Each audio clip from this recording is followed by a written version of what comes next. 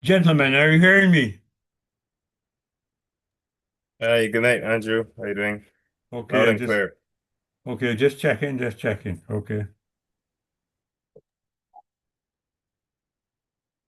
Hey, good night, everyone. Thank you so much for making it out to our third webinar in the Real World Engineering series. Tonight, we're going to have Enrique Oxley, who is an esteemed engineer.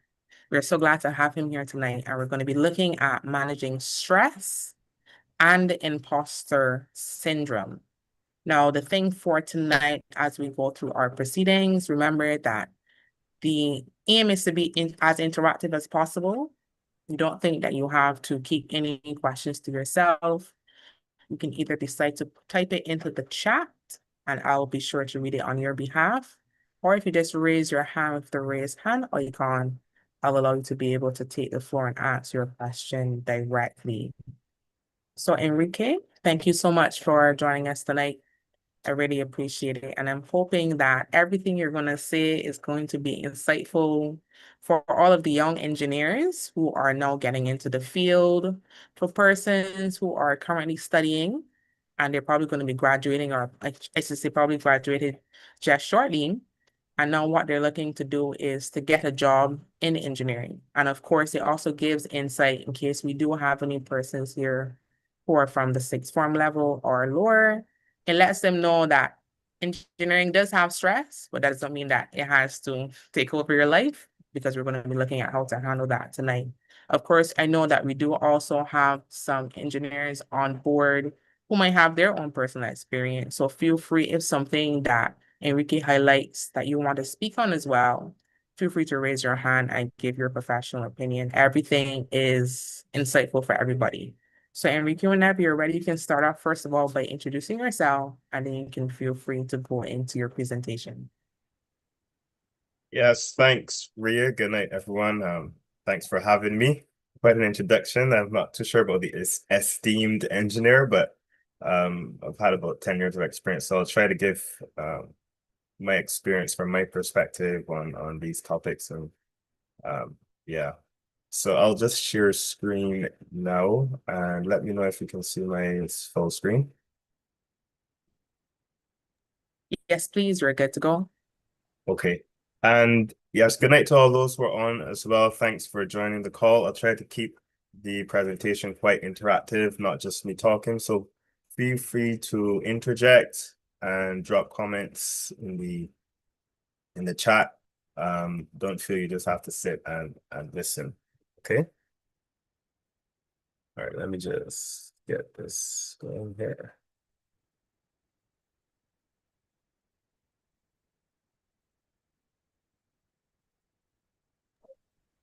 Okay. Okay, so managing stress and imposter syndrome, this Bayesian phrase, I actually was not aware of it before the poster that Ria set up. One hand can't clap, so don't kill yourself. Um, I think it's quite self-explanatory. I don't know if those who have heard of it before, but don't try to take too much on yourself. So I'll start with a brief introduction on myself. Barbadian engineer, been working at Stantec in Barbados for around 10 years. Also have some experience in Asia, Malaysia, the UK, and some islands across the Caribbean. In Barbados, quite a smaller marketplace, so a wide variety of services, experience in structural, civil, some environmental, recently aviation, marine ports, and such. And I've just highlighted some countries that I've been fortunate to travel and work in: Dominica, St. Vincent, Jamaica, among others. Beyond engineering, was a competitive swimmer, quite enjoy going to the beach as well, relaxing, surf when I can get a chance. Currently play competitive rugby as well for Barbados, traveling. That's just outside of the workplace. So that's just a bit about myself. So this is the agenda for tonight. We'll start with stress and anxiety, just defining it, some warning signs, how to manage it. We call it the real load. Imposter syndrome. I quite experienced this quite a lot in my initial years as a graduate engineer, probably in my first 5 years, and still do to this day. And then we'll add some strategies and tools to deal with these stresses and conclude with, an open, interactive discussion. Okay, so we'll start off with if any of these sounds familiar. You work quite regularly or check your emails on the weekend and feel guilty when you don't or feel like you're missing out. You got a win or a successful project at work and thought that you just got lucky or it's not a big deal. So sort of limit down your wins. Having lots of caffeine in the morning. I know coffee is probably not the biggest in Barbados, but I tend to have quite a bit of coffee in the morning to get going. And, being regularly called for being an overworker and take it as a compliment. So these are just 4 highlights. If any of these seem familiar to you, hopefully you can have something beneficial to walk away from this presentation. Okay, so the first one, stress, the real load. So in engineering terms, how do we define stress? Usually we would say force divided by surface area. I guess in life we could, in an engineering definition, say it's pressure per unit person, right? And stress is not necessarily bad. However, when the demand exceeds your capacity to cope with the stress, that's when we tend to have issues and not function well. And in engineering terms, we could say deformations start to show. On the right here, I have 3 types of stresses: acute, chronic, and eustress. So acute would be quite sharp bursts, tight deadlines, last minute issues, which your body can typically handle. This usually pass quite quickly. Chronic stress develops over time, a slow burn, month after month of pushing with no breaks or recovery. We could say this is the one where the steel starts to deform. And eustress, opposite of distress.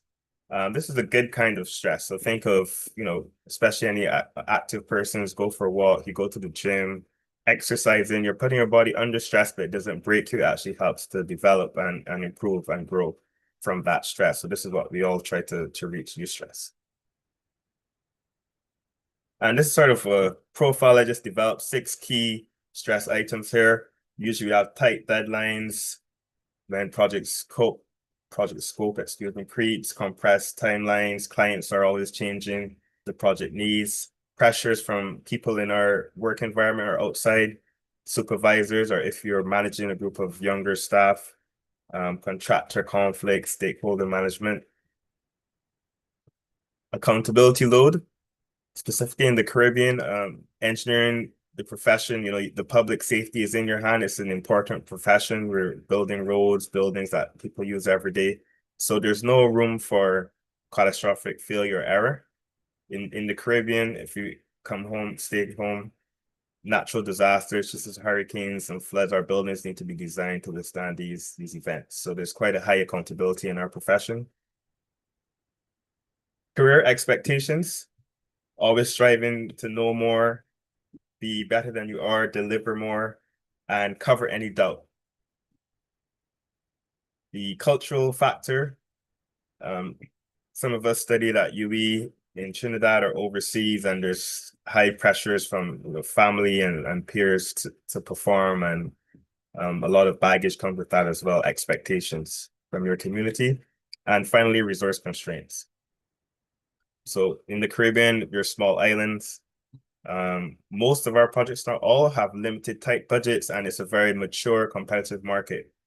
Companies and industries have been around for quite some time, and this leads to some significant pressures from that. Okay, so what are the warning signs? We'll start off with physical warning signs: always feeling fatigued, can't sleep or stay awake, headaches, tension in the neck and shoulders. Recently, my masseuse said I am extremely stressed. I didn't know this from my shoulders, and she was a bit worried about me there. So I do experience some of these as well. Gut issues, appetite changes, constantly being ill or sick, and heart racing doing normal tasks. Those would be physical signs that you're overly stressed, I would say. Mental or emotional, very irritable for small minor issues that normally they would not present a significant challenge. Difficulty concentrating, dreading that Monday work day. We all know Sunday comes around too fast sometimes. Feeling detached or overthinking. And finally, behavioral. Procrastinating on task. This is one I had to really try to hone in on, putting away those difficult, challenging tasks, isolating, staying away from social events, increasing alcohol use or any sort of stimulants, extended screen time, and working quite long hours but not being efficient, not producing. So these are some warning signs. Now, obviously, having one or two of these is regular in everyday life. You don't want an easy life, but if you're seeing yourself having multiple of these signs, maybe you should think about how can you manage that to control your stress and improve your performance, right? And the agents love to say, "How are you?" "I'm fine." Well, "I'm fine" is not necessarily a wellness strategy. So try to have some introspection and really think, how am I doing? How am I performing? And adjust to suit. Just some statistics I found from doing some research. From UE, Jamaica, 14% of their workers reported work-related depression. Also in Jamaica, full-time engineering works met the criteria for work addiction, strongly associated with chronic occupational stress.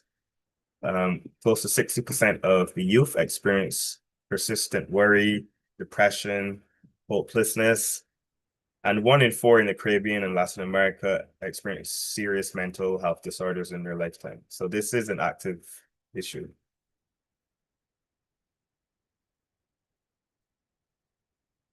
So we talked about stress and anxiety briefly there. We'll move on to imposter syndrome. Just before you move on, actually, okay, Sure. I just wanna dive into a couple of those points now from what you mentioned in terms of stress.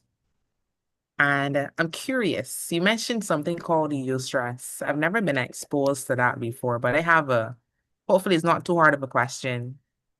Have you reached eustress, you think, at this stage in your career? Yeah, I think everyone has, if there's been some form of improvement. And it doesn't necessarily have to be work related, but anything that helped you to develop any challenging tasks that you were better after than when you started, I would consider that part of eustress. So definitely. Okay, so definitely. So then what I'm curious about, because I know you did say that in the beginning part of your journey, they were probably gonna have some stressors that existed. I'm curious, in your first 10 years that you've had thus far, what has you found for you personally to been the most stressful aspects of working in engineering? Well, it's a technically challenging profession. That's sort of you need to have strong foundational core skills if you're a design. There's no shying away from that. So you need to continually be practicing that skill, developing your technical expertise, knowing your codes, etc. Specifically in Barbados, we don't have very large markets, so you need to be varied in your skills. You can't just silo into doing only design. You need to be able to communicate with clients, have report writing. You might need to do design work outside of your specialty. So you need to be sort of a jack of all trades if you really want to survive in this type of market. So those in terms of my strict engineering work, initially developing that rounded skill set, which I still aim to do now, were definitely some of the greater stresses, I would say. And for me personally, just wanting to always be better. But we'll get into that more. I have some follow-up slides on strategies and tools to deal with that. Yeah, hope that And answered then, your question.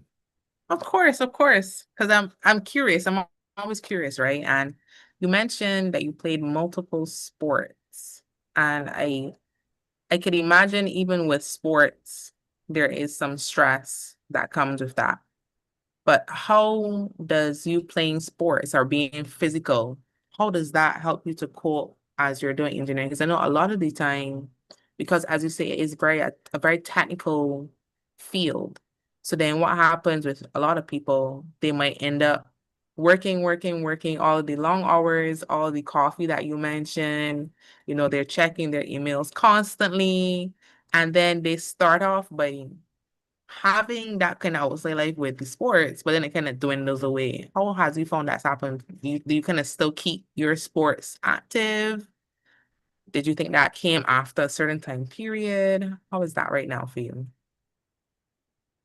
Well, personally, for me, I think contrary to what most people would probably think, it's actually helped in managing my stress load. I've been pretty active from a young age as well. So from the time I was in school, I was a competitive swimmer training probably 9, 11 times a week. So I had to be able to manage both of those. And I find your body sort of like a foundation. If your body's not fit and healthy, the mind probably will not. So it does help having that routine and that exercise and something away from engineering. You don't have to be into a competitive sport training. You know, you could have a hobby or go hiking, taking walks, something like that. I think something outside of technical on the screen, I think it actually helps with your performance. So yeah, as I said, I started off as a competitive swimmer, quite high intensity environment. Currently, I play competitive rugby, similar team environment this time, but extremely high stress, high pressure situation, very physical in nature. But balance, I think being able to train and do those things has actually helped me um, in my workload. It sounds like you had an early cheat code into handling stress though. I think you had an early advantage. You don't think so? I mean, if you're doing competitive sports, that means you usually have to juggle school, so then you have to juggle learning and also making sure that you're advancing in sports. So I can imagine that that was a journey in itself. So I think you have a good cheat code. I'm seeing here in the chat as well, from Pierre Griffith. I heard you mention coffee to help with focus. Are there any other supplements you use to help with performance? Yes, I do.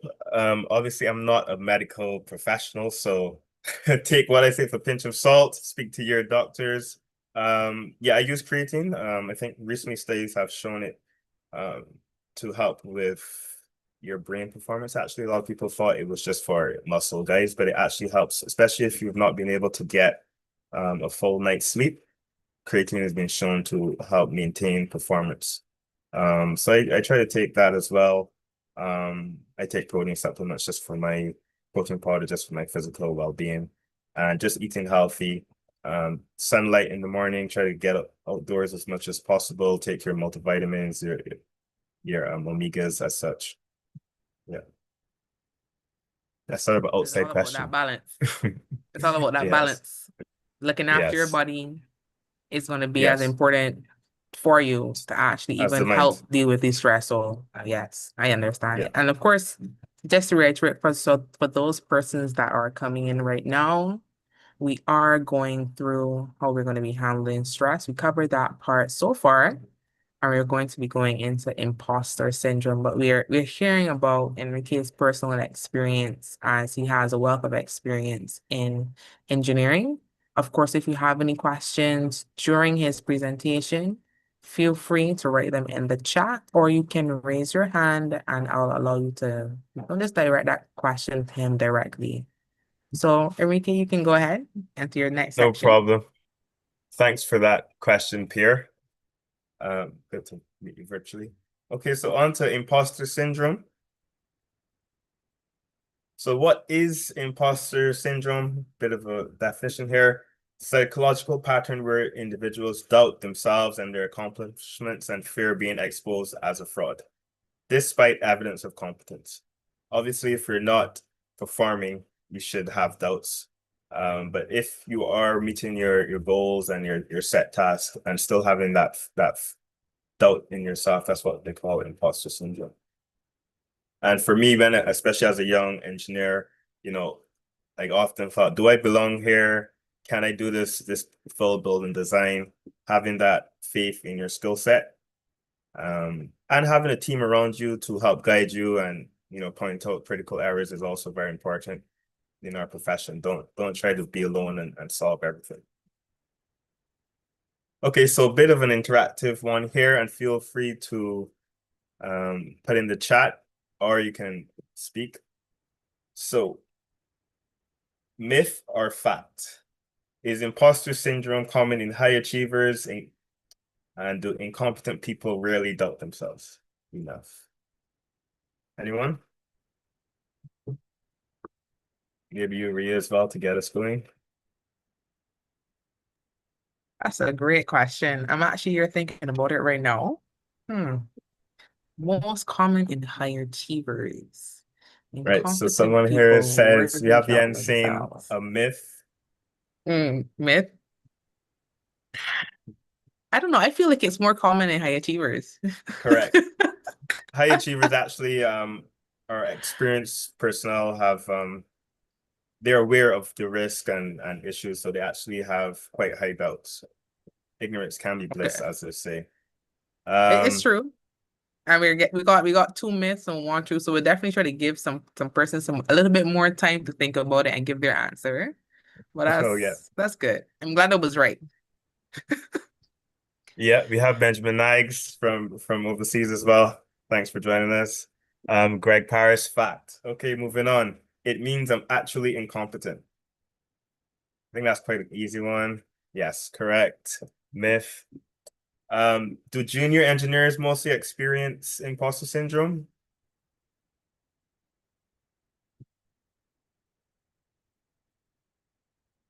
Fact. So we're Maria. giving a person some time here. Okay, we got Yeah. fact.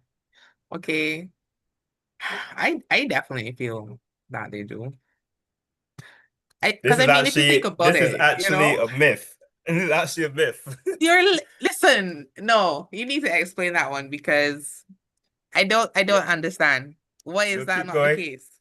We'll keep going. We'll keep going. Do senior engineers, CEOs, managers report imposter syndrome? Oh, Benjamin got it for at all levels, he feels. Correct. Yeah, so it's not Nice. just juniors. Both senior and juniors tend to experience this.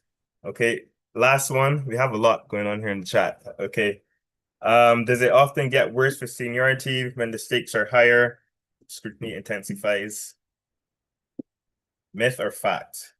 Imposter syndrome gets worse with seniority as the stakes increase and scrutiny intensifies. Zionara, I hope I'm pronouncing that correctly, said it's a myth. Oh, Pierre said it's myth. a myth. Okay, it's a fact. It's true. Yeah, Kenton, spot on. Oh, age Alvernier, gap. age gap, interesting What points. what And do, what do you last, mean by that? Age gap. I wonder. maybe if you can unmute Alvernier, is that the name? It gets worse with the age gap. Those who are leaving engineering school often find difficulty applying what they've learned, or in cases where they have no previous experience, being unsure of whether or not to apply what they've learned, versus those who are older who have already seen similar situations where they would have reservations trying something that they know have failed in the past, while this other younger person is recommending the same thing that they know has failed. Yes, there is some wisdom and experience for sure. However, being experienced Interesting. doesn't mean that you don't experience imposter syndrome.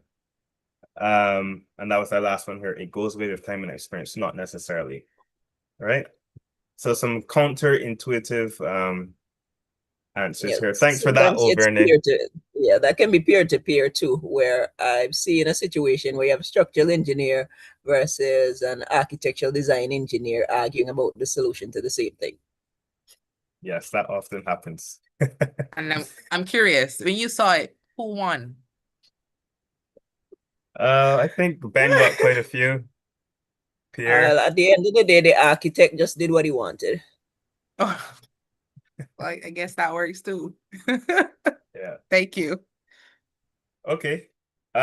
So we're moving on. Thanks for that, Overne, and everyone in the chat. So there are more, but I broke it down into 4 types of imposter syndrome.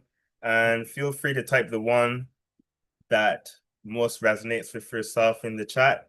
And if you have multiple, then you have a lot to worry about. So the first one is the perfectionist. tries to perfect the work. If it's not perfect, it's not done, sets impossibly high standards. And one error usually means total failure. I think here it's important to remember that failure, unless it's catastrophic, is not necessarily a bad thing. That's how we learn and grow from failure, right? The superhero tries to do it all by themselves, feels needing support is a weakness and difficulty delegating. This is something that my colleagues have told is not one of my strong suits. So I've tried to delegate work and spread work as well. Naturally gifted, tends to work smart, not hard, struggles with tasks which require high effort, avoids challenges. And the last one, the expert, never feels that they've met the standard or qualified enough, right? So we didn't really have 2 and 3 from Auvergne. Well, a blessing and a curse, they would say. Okay. Okay. Do we want to give some more time for persons to Yeah, respond sure. to that as well? We can do that as well. Kenton says he's 1 and 4, 1 and 4. perfectionist and expert. 1 and Ben 4. Nags, 1 and 4. 1. This is a new Yeah. person. Sandika, 1, 3 and 2. It's interesting. A lot of people have more than one of these characteristics, huh? A blend. Definitely. Because I don't know if it's the environment also that we live in, where you kind of want to get it right. We're so used to kind of having that test system where we want to get things right. And we want to get it right one time. So it gives so much Yeah. pressure, I think. Yeah, I think it's good to get going, get something down on paper, and then you can always refine it after. Don't try to get it perfect from the get-go, you know? But then how do you know, especially as a young engineer, how do you know when to stop? Zionara says No. 2, 3, and 4. Wow. I need to meet Zionara. Back to your question. It's important, especially in this industry, not to work in a silo, work with close colleagues and always get input from, we have a quality review process, independent review process in our company. I think that's quite important in this industry as well. There's high accountability, right? But then it's hard to work in a silo if you think that asking for help is going to be a weakness. No? Yeah, but we're saying don't do that. Ask for help. Don't do that. Yes. Fix it. Yes. Correct. Yes, as Kenton mentioned, her mentorship. Yes, mentorship is very important. Yes. Okay. Indeed. Try to keep it through a Bayesian lens, nothing against our other Caribbean nations. You always hear about the bright boy or bright girl trap. From primary school, you're probably doing better in class, and now everyone feels like, if you make one mistake, you're living a lie. We mentioned this briefly before in stress, but family, community expectations, they sacrifice to send to university, sometimes in debt, and, it makes you struggling, feel like you've betrayed their investment. Small island, big visibility. It's a small industry. Everyone knows everyone. Reputation is very important. So one project mistake feels like the world comes crumbling down, right? Significant pressure to constantly perform and not make mistakes. And diaspora comparison, you always hear, I have a friend or cousin who studied in the UK or Canada. If you get to the more recent times with social media, Instagram, LinkedIn, where it's a false perception that's being placed out there where persons are only highlighting the positives. You don't get to see their challenges or difficulties, and you're comparing yourself to them. So for me personally, I just try to always first compare myself to who I was yesterday. And if I'm continually improving from my previous version of myself, I find that keeps me on the straight and narrow. Comparison can be the thief of joy. Yeah, sure, yeah. Okay, and moving on to strategies and tools. How do we handle these high stresses or these feelings, anxiety, depression, imposter syndrome? So in keeping with your theme, Rhea, take your time. Slowing down is not a failure, right? This is not just used in engineering. We use this for high-level athletes, the Navy SEAL method as well in the military. So if you're feeling extremely stressed at a particular point in time, breathing is always a go-to, right? Inhale 4 seconds, hold for 4 seconds, exhale. And that gets you sort of reset and thinking clearly. Constant maintenance of yourself, have those non-negotiables. I'm gonna have my 7 hours of sleep.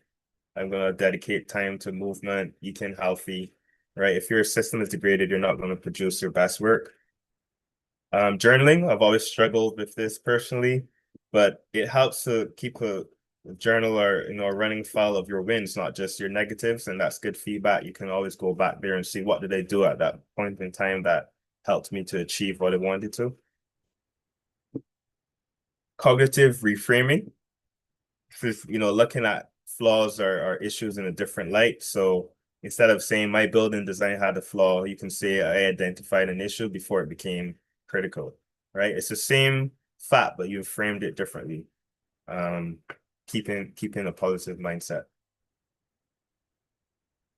Particularly in high stress periods when you have a lot of high workload, this is, I think, essential and must prioritizing so you're not overwhelmed, having that list and prioritizing what key tasks do I need to complete first and scheduling those tasks when you are most productive. For me personally, that would be first thing in the morning. That's when, that 7 till 10 o'clock range, especially if the office is not full. That's when I'm most productive. Some people might be late at night owls.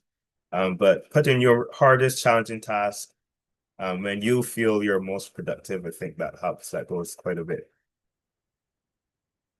Have some additional comments there coming through. Yep, neurodivergent individuals often struggle, correct. And the last one would be pause protocol. It's always good if you're uncertain, you're unsure, to go away, have a think about it.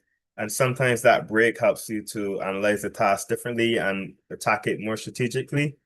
And that does increase your productivity. So especially if you're feeling stuck, maybe, close that particular task or design and go and do a different task or switch out, and then when you come back at it from a different perspective, it usually does help.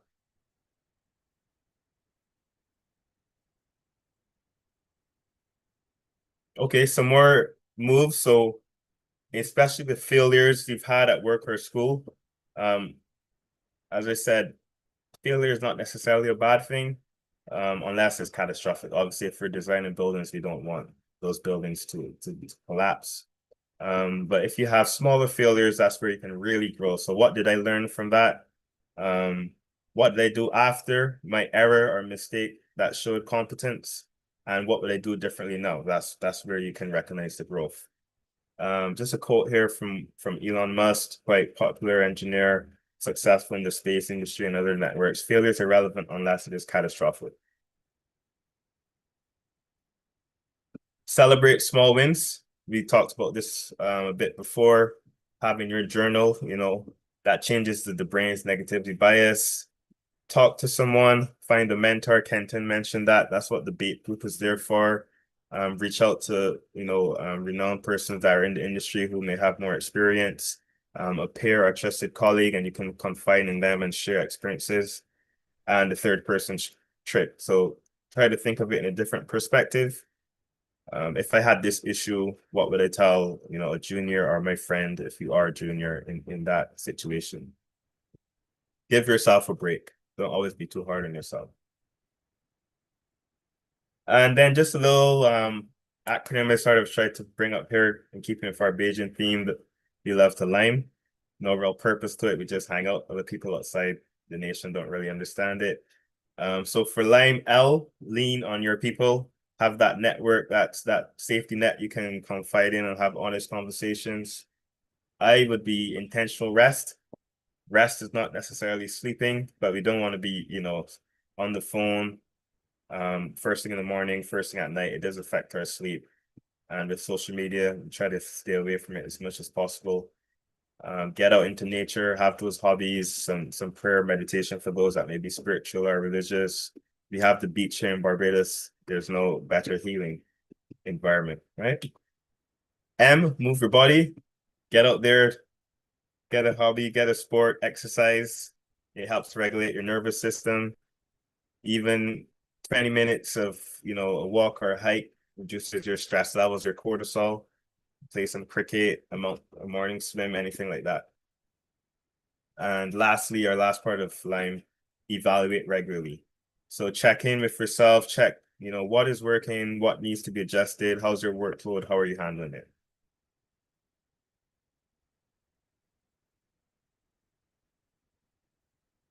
Okay, and back to our theme. One hand can clap. So don't try to do everything on your own. Build that support ecosystem.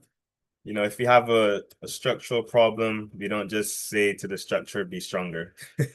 We either redistribute the loads or we add stronger supports to our foundations, right? Same principle here. So, have that 2 to 3 inner circle that you can really confide in. Then your peer network, that would be your work colleagues, other professionals in your engineers association, and then your wider, broader community. That could be even on social media, reaching out and making new connections. So it's important to have that support ecosystem. And if all of that fails, I think we need to get away from the stigma of, the mental. I mean, I work in Black Rock, just opposite the psychiatric hospital. If you are really struggling, persistent low moods, you're using a lot of alcohol and abusing substances, severe anxiety, reach out for professional help. Some companies have employee assistance programs, which is confidential. It should be HRs. That's the point you can always go to. If you have your own private GP, doctor, or therapist, there's the Barbados Association of Psychologists and Samaritans as well. So these are just some contacts on the right I put there. If you really do, please do reach out. And to close out, we have a 1-week challenge, sort of getting ahead of myself. So some of us did in the chat already. Name your top 3, identify what are your top 3 stressors, right? Which type of imposter you are, create that win file. So being aware of your type of personality definitely goes a long way to find out what makes you tick and what will help you to improve. You can practice the box breathing under intense moments, if you have that presentation or any high stress situation, and have non-negotiables for yourself. I have 1 hour here per evening, but that could change depending on the individual. Day 3 would be connecting. Reach out to one person in your network you haven't spoken to. Have an honest conversation with someone you trust. Attend a BAPE event or engage with professionals. We've already done one of our day 3s here tonight. So congrats to all who've made it. And day 4, in bed. Conduct a personal review and share some insight with a close friend or colleague. And that is the end of the presentation. Any additional questions from anyone? Feel free to join in. Okay, Well, the great. fact that I wanted to speak on the factor I love it. Go concerning ahead, go ahead. gender, and also even with the young professionals nowadays are a bit older than they used to be. Because there are individuals who would have worked in the field for maybe 20 years and gone back, and they are learning the basics along with others that are half their age. How these stressors can play a part with somebody who is balancing new education and family, or new career and their family as stressors. In regards to gender, being a woman in engineering, I'm often dealing with just either them finding me a novel thing to see, or a situation where we need the pretty little girls to sit on the sidelines while the men do the work. So we have those attitudes to contend with sometimes. Yeah, and hopefully that will continue to change as society modernizes. Personally, our office now, we have more females than males, so it's quite good. But yes, definitely, Vernon, thanks for that.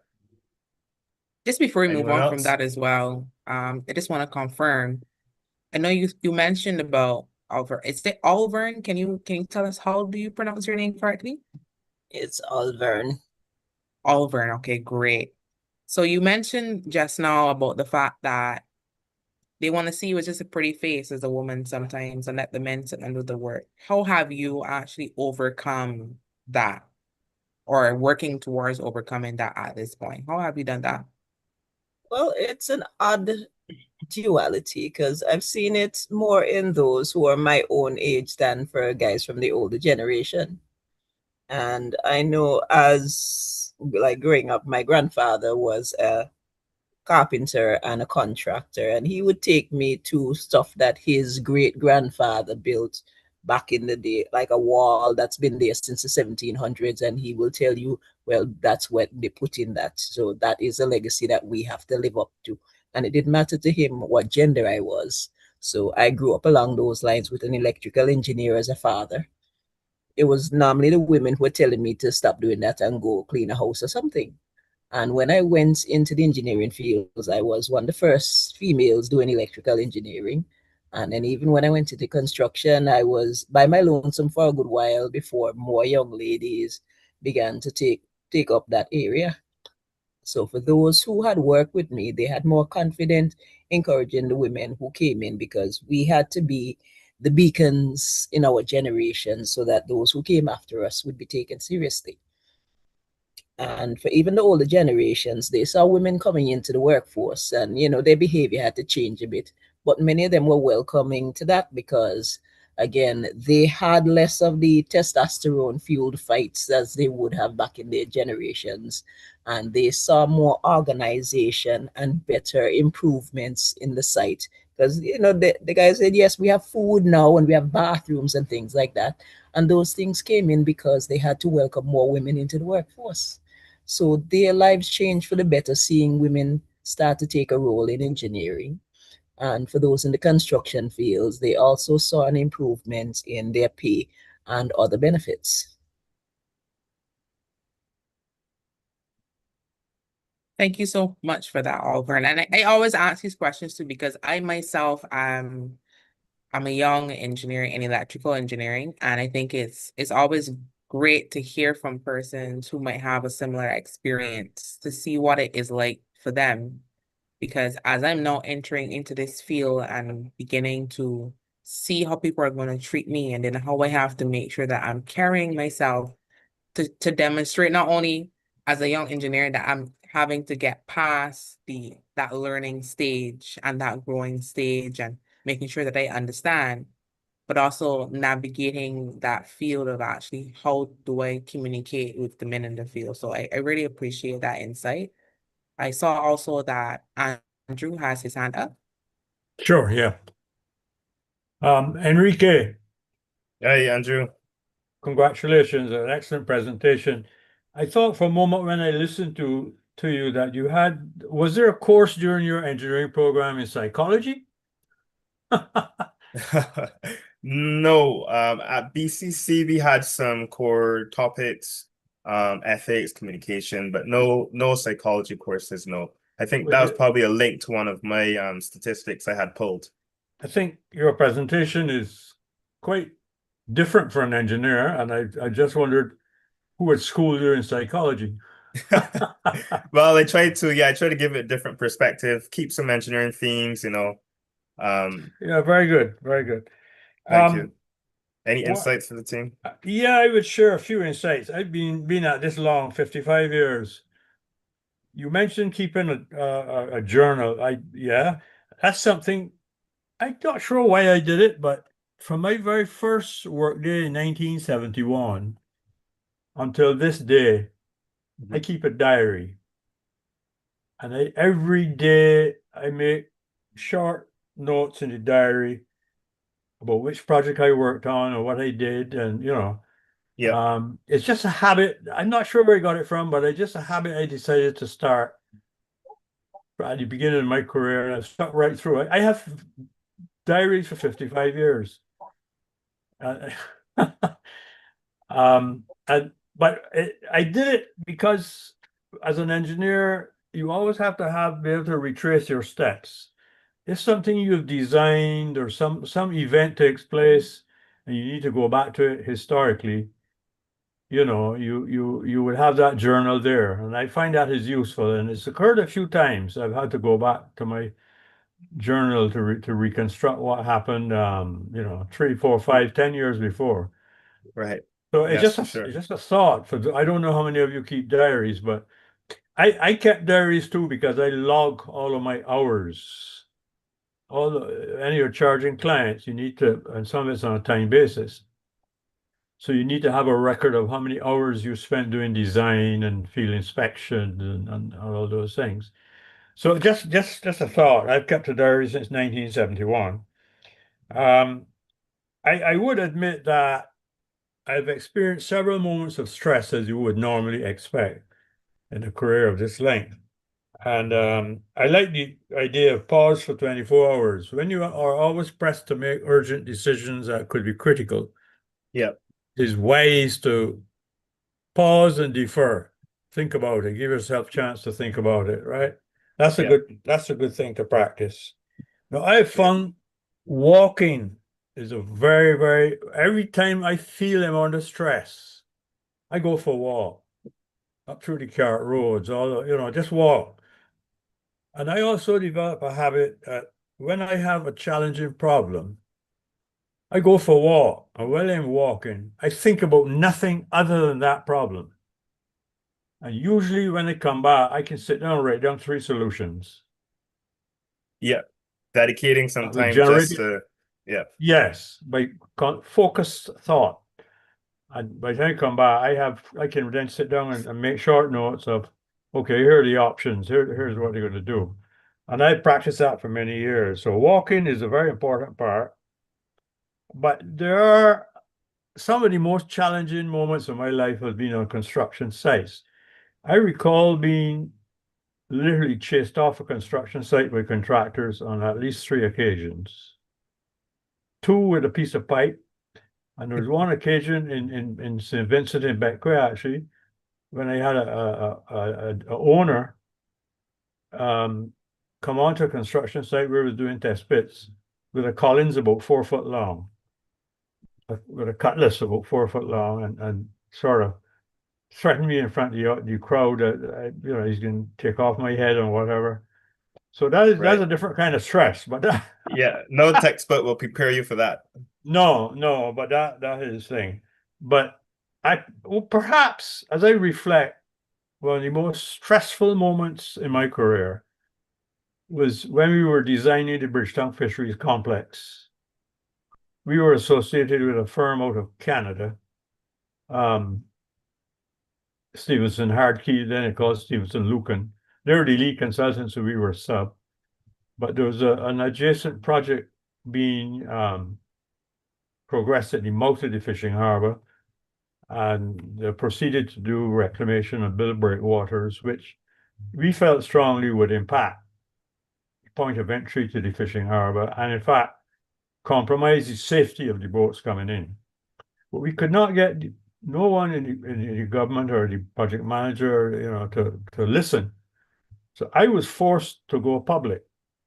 And this is the front page of the paper, and it caused quite a stir, but I had to have enough to develop enough courage to bell the cat in the public domain. Of course, I got chastised for it, but finally the outcome was amicable to our satisfaction. But I would not have achieved that without, I remember when we were called to a meeting in front of the Prime Minister in his office on Bay Street, myself and the lead consultant, to discuss this matter because he had felt embarrassed. I had dared to challenge the Prime Minister and go public. And we walked into the room, and I have never in my life heard a Prime Minister use colorful language when he addressed me. I couldn't believe that a Prime Minister had a vocabulary like that. And he was clearly furious, but I decided, I was not there to compete in that domain. I was there to solve the problem. So I very carefully suggested to him, sir, I would prefer to discuss the issues. Right. And that was very, very stressful period of my life because I had no choice but to go public. And in doing that, it was seen as though I was taking on the prime minister. And I was. I forced him to reopen the issue at Planning and Priorities Committee to review the prior decisions made. But I had to stand my ground and bring this bring this to the public's attention in the interest of public safety. So there are those moments in life when, as an engineer, you will be challenged in that regard. Anyhow, that's my sharing for now. Thank you. Thanks for that, Andrew. I guess from that we can take you should do what is right. And I try to tend to think, if I was to look back another 5-10 years on my decision, would I be okay with it? And I Right. think putting that in perspective as well helps. Right. Thanks for that, Andrew. So just before we move on to the next hand, we did have a request from Pierre.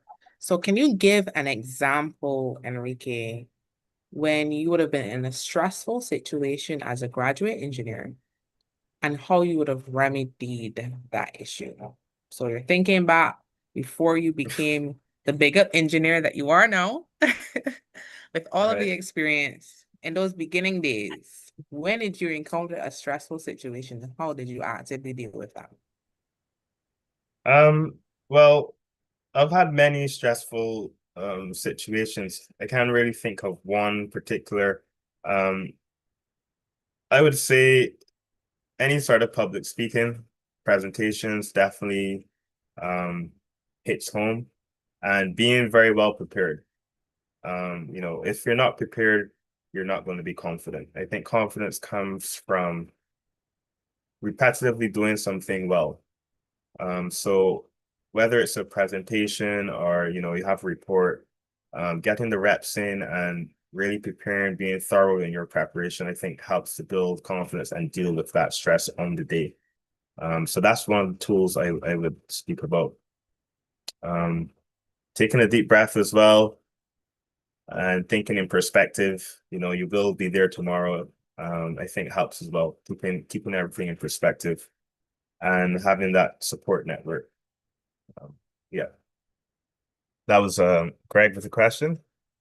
Thanks for that. So before we move on to Greg, because I want to make sure that we're Pierre, getting sorry. rid Yeah. of, we really want to make sure that we are fleshing out this out. So I know just now you mentioned in terms of public speaking, but I'm hoping that we can get a very civil engineering specific scenario because we do have multiple engineering types on the call. I am electrical, for example. But when you left school, I don't know what civil engineers study. I don't know if you studied something about buildings or something in your degree that you studied. And then when you came out, you were now left to be a person in charge of a project and you had to deal with that circumstance. How did you overcome that? I'm not sure if you can think Well, of any as circumstance like that. as a graduate, you should not be in charge of any project. You're not a professional engineer. You're there to learn. When you graduate university, you've really just showed that you can be committed to studying an in-depth field for a duration. I wouldn't say just like being a doctor, you come out of med school, you now have to learn how to be a doctor. So as graduates, it should be about learning. In terms of a stressful situation, dealing with contractors on site is always stressful. You would be asked to do site inspections and you might feel intimidated, sorry. If you think something is not done to standard. Similar to Andrew's previous comment, I think there you just need to do what is right. Always, how you say things to people as well, always makes a difference. You don't have to be argumentative, but speak if you see something is wrong on site or, you go to inspect a slab and you're not sure about rebar, say something, don't leave it under the rug and brush it off. And I had a few of those instances with contractors on site initially starting out as well. They know you're not experienced, you're a graduate coming onto the job site. So I think having that team, you can always use your colleagues, bounce questions off your different, more experienced colleagues. And if you see something wrong on site, speak up about it. So then you're saying essentially, even though you had that initial fear, because you say you're coming onto the site, you're not as experienced as the persons that you have to deal with. You still have to push through that feeling to make sure that when you speak to the persons on site, of course, in a respectful manner, that you're trying to make sure you fully commit to pushing past that point of fear, knowing that you want everything to be done correctly. Correct? Is that my true understanding as well? Yes, one, you need to know what you're talking about, and if you don't say anything, because most of the time contractors, they might not be engineers, but they're very experienced. They've been on site for quite a while. And be respectful. You know, you need to acknowledge that as well. How you say things to people makes a difference. But don't let that stop you from making the right decision. And I'm gonna finish off with this last one because you mentioned something there about if you don't know, but how will you know? Because I mean, there are certain things you're probably gonna pick up when you're studying or perhaps interacting with your colleagues that it might raise a red flag in your thought process, but you might not be confident in the fact that something is wrong.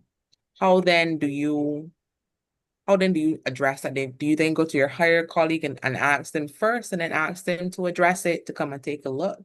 How would you do that when you're not confident about that knowing? Yeah, if you're not sure, don't make a decision at that point in time. You know, say that you need to go back. Just be honest. You need to do some more research. You're not sure, and you go back to your office. You do your further in-depth research. Maybe you have a discussion with your senior colleagues, and then come back. That's what I would recommend. Ray, Grace. Ray, if I may, Yes, I please. could course, add a go bit ahead. to Enrique's comments about site inspections. That in fact is perhaps one of the most difficult transitions for a graduate engineer, because you come from university, you have your degree all in a classroom, but when you come into the world of work and a practice, certainly in a consulting practice, you then have to go onto site, construction sites, and interact with people. You got to oversee their work, you got to make decisions, and that, looking back at over the years, creates several challenges for young engineers, because they feel vulnerable. They don't have that confidence yet, but yet they're going on site and they have jurisdiction of the site. They have to inspect, approve, and it's communicating with the contractor and his workers. It's a whole new skill set you have to develop to handle that. In my years of practice, I know one instance that stands out. I had a female young engineer go to site, came back to the office in floods of tears, because she was a young lady going onto the site in a new domain. She didn't lack the confidence, and the construction workers abused her physically, not physically, but verbally, Mentally, yeah, verbally. mentally.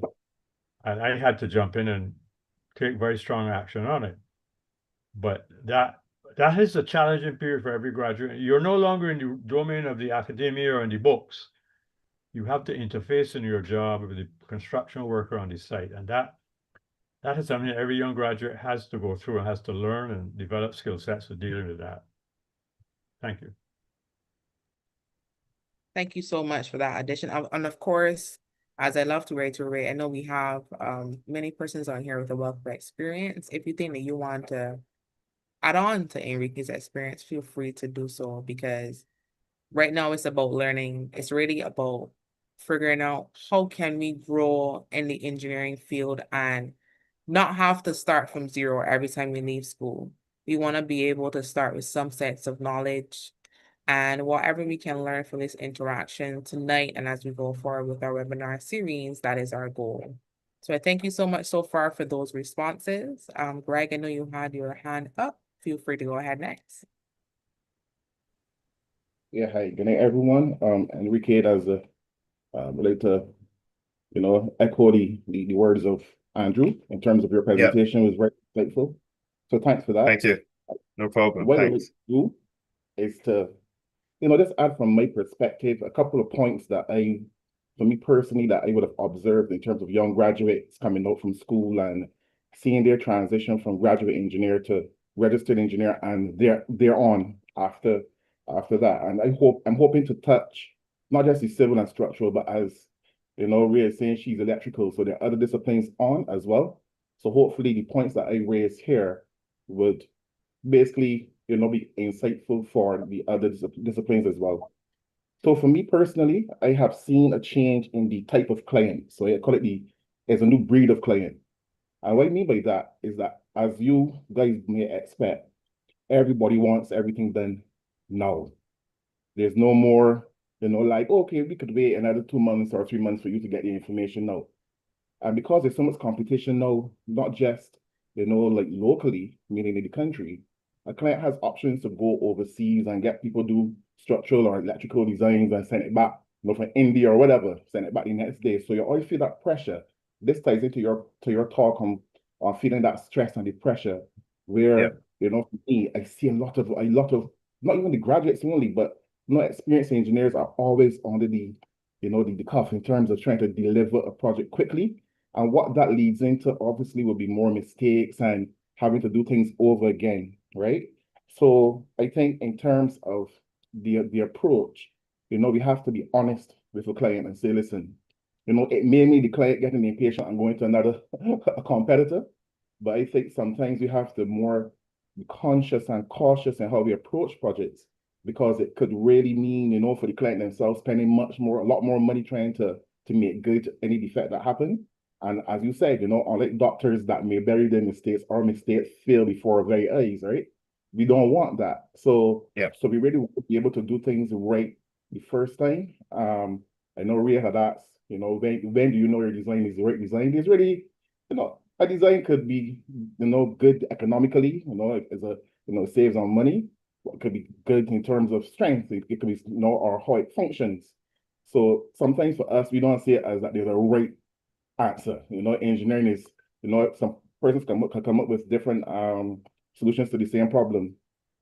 I would say to young graduates, especially, to be passionate. From my experience, I remember when I first started to work, I felt like an idiot on 2 occasions. And it was meeting with contractors on site where they were asking questions, how to do a bid, a quotation, and I couldn't get the questions answered. And I remember feeling like a total idiot. And I said, you know what? I don't want to feel this way anymore. And I realized that, we hear it as a cliche, knowledge is really power. But from that moment, I knew that I had to start investing in my knowledge and my development. So that also ties into passion, because if you're not passionate about your profession, you could just get into a zone where you're just cruising along and you're not really too concerned about if you're gaining knowledge. I know you mentioned journaling. Journaling is recording what you do, but I'm also thinking about, the research and collecting and accumulating information. We have hard drives, we have USB sticks, and try to create your own library of information. That feeds into the passion, and I would always advise a graduate, try to be passionate about the profession. If you aren't, you may have to reconsider, if you really want to be in the field that you have chosen, right? I had also mentioned again, you have to be honest with your deadlines. But the critical thing is that if you're honest with the deadline, you have to really meet that deadline. You can't be in a situation where, especially if you're working in a hybrid system where you're working from home and working in the office, and you're given a deadline of 2 weeks, and the 2 weeks come in even one-third through the whole project, you haven't asked any questions along the way, is a very bad look. So I would say, that to make sure that key points will be that, yes, we're in a new environment where there's a new breed of client. Everybody wants everything now. Again, be passionate about the profession. And that passion leads into trying to learn more, attending seminars, and just trying to research and watch YouTube videos on engineering, stuff like that. And be honest with deadlines, and you try to meet your deadlines, right? And I think that would, go a long way in you trying to meet the peak in terms of potential where engineering is concerned. All right. Yeah, no, thanks for that, Greg. Some key contributions there. Thank you so much for that as well from my end. I'll read what Alvern has typed first, and then I invite her to go ahead and speak. Stress is handling GCF, UN, and government projects all at the same time with completion deadlines back to back. Apprenticeships are fading out. Graduates are cheaper and thrown into the deep end. Alvern, whenever you're ready. Yes, thank you. Now, I've had the luck of working both in the education and engineering fields over the past nearly 30 years. And we have seen some improvements and some changes. However, more and more they're choosing the cheaper, lighter option, which is to throw a new graduate right into a major project because, again, they already learned the thing in school, they're supposed to know, even though they lack the experience needed to make certain decisions. They're cheaper, and the government, where we already paid for education, you're supposed to be an expert on this by now. You graduate the top of your class. But there's need for both certification and licensing for individuals who are coming out of these programs. I found working with some of these young guys, you can get out of college with a 60% pass rate. That doesn't mean that you know how to assess any of the data that you get off a site. That doesn't mean that you can read geotechnical plans, produce detailed drawings, read detailed drawings to any degree. And many of them lack the requisite knowledge of just working on that particular site. I would have been able to accumulate knowledge working in projects in Central America, Africa, and the Caribbean. I can compare and I can recall relative solutions that could be used that I would have learned from other projects overseas. Those who are just plop out of Canada or the UK, they come from a frozen region. We're here in the Caribbean. We're dealing with desert climates. If they came back from Cuba, they've been working in sandstone. They've been working in on a coral bar island, and this is a tropical island. Volcanic rock is here. There's a completely different situation. Long ago, most of these countries would have decided to use their relevant infrastructure to control and detail their educational programs. So some of it is simply not applicable here in the Caribbean. I can use what I learned in Central and South America here in the Caribbean because we have similar strata, similar everything.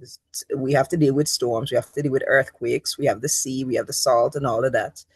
But transplanting what you learn in Saskatchewan or even in the British Isles to the Caribbean, we don't have a frost season. We don't have to deal with cold. We don't have to deal with the winds of the North Sea or any of those things here.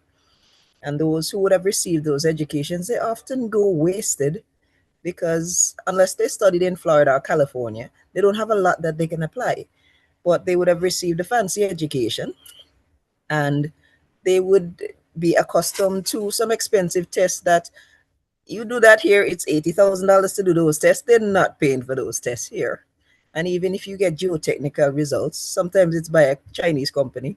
I remember I had to run a translation software over some documents we received because some of them were still in Chinese.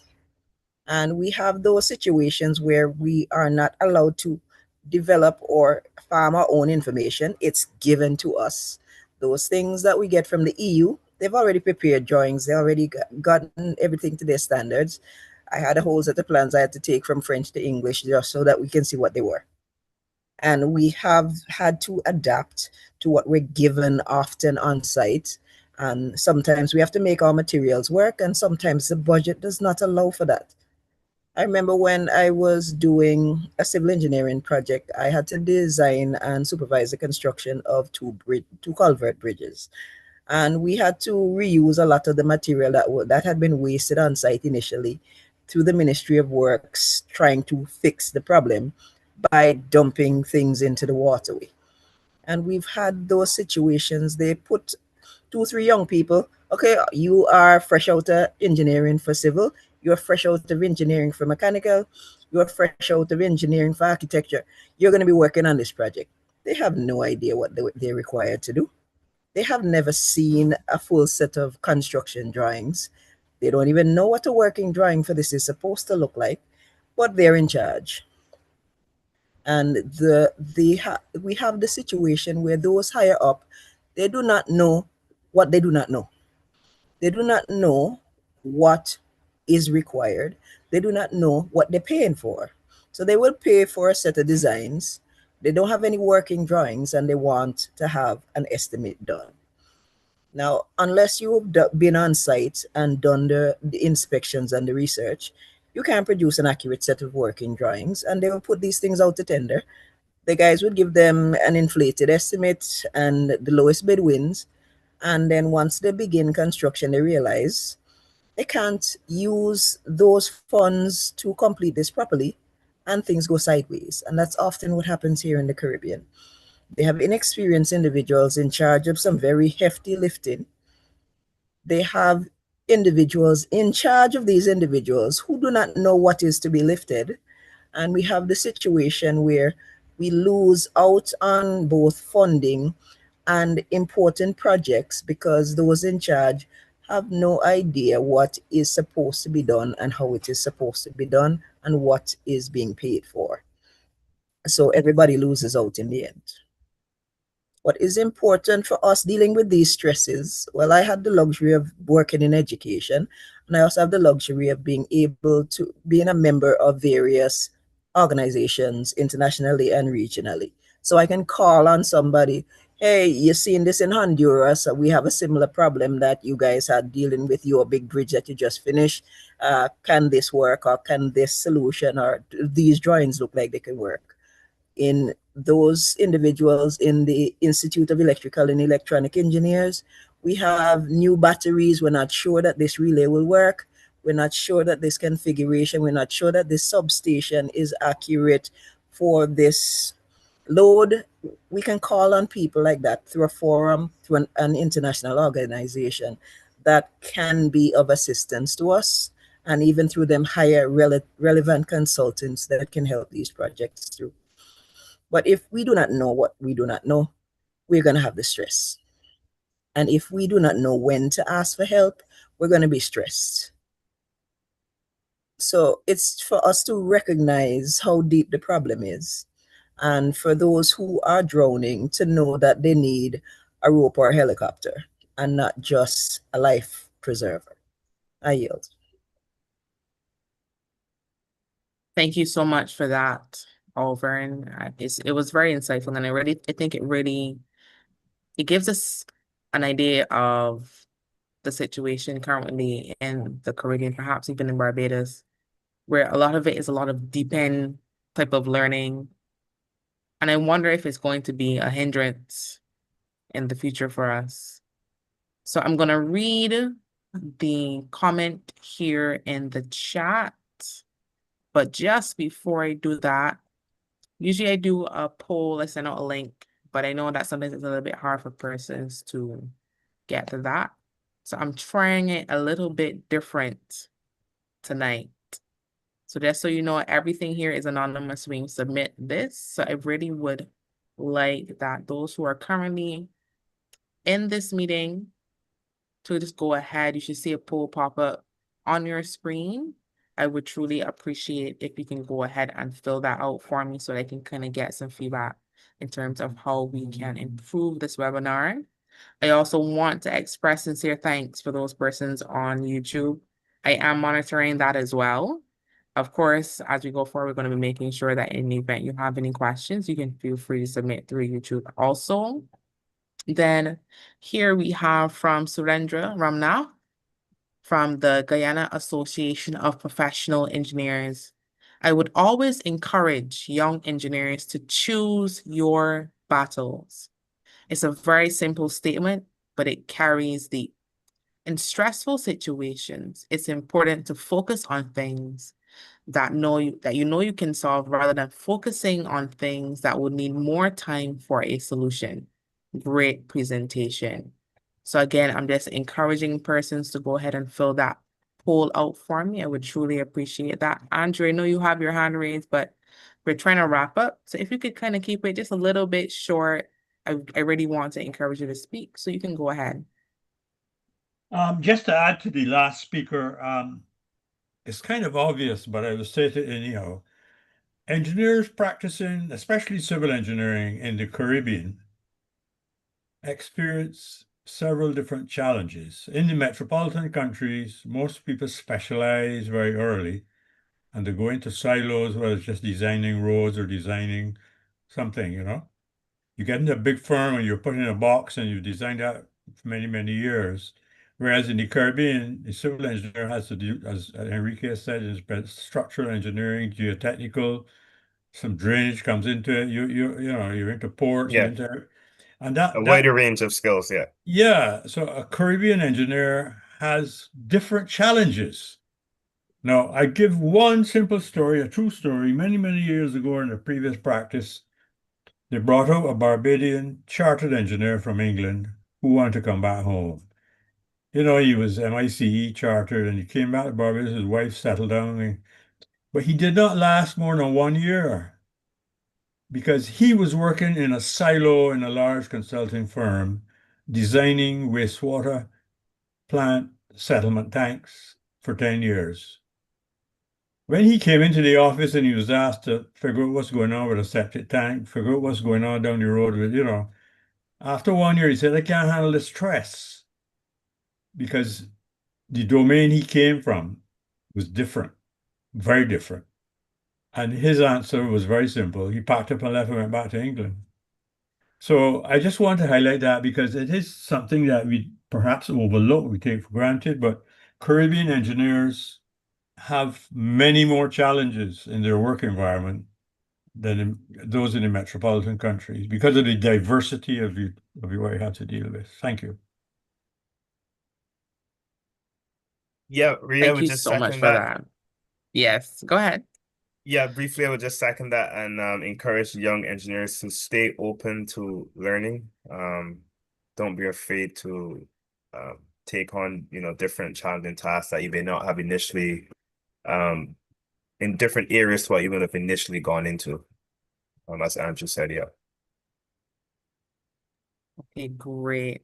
So I just want to also, because I remember speaking to someone who's very experienced. This person would have went overseas and they said that people over there were usually very impressed with the wide range of knowledge that they tend to have because it seems like they truly are very focused. But I guess it also stems from how we study. We study so many wide things and we study at a very rapid rate. So it really does lend to how our environment is.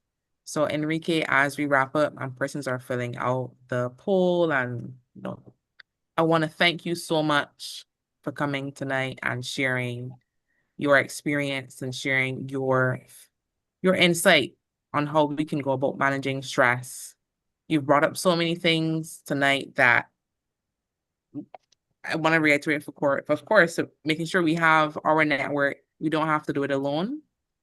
Making sure that we are looking at journaling, keeping our body healthy and being active, even if it's just a walk, communicating with people, making sure that as we are tackling this journey of engineering, whether it be from day 1 to 10 years, we recognize that there's some myths that we have about concepts that they're not necessarily going to disappear, but that doesn't mean that we can't continuously work on it. We always have growth. We always have something to learn, regardless of where we are in our journey. And I truly appreciate you coming out and sharing with us tonight. Of course, all of the others that came on and spoke about their personal experience, I also want to thank you for that. It is truly something that I think when this host and persons who are in attendance, I think everyone is going to be able to say, and me personally, of course, as a young engineer, I'm definitely going to be able to take this information and use it wholeheartedly as I start this journey. If you have any finishing words, Enrique, you can feel free. If not, persons can No, feel free to just sign yes, off. thanks.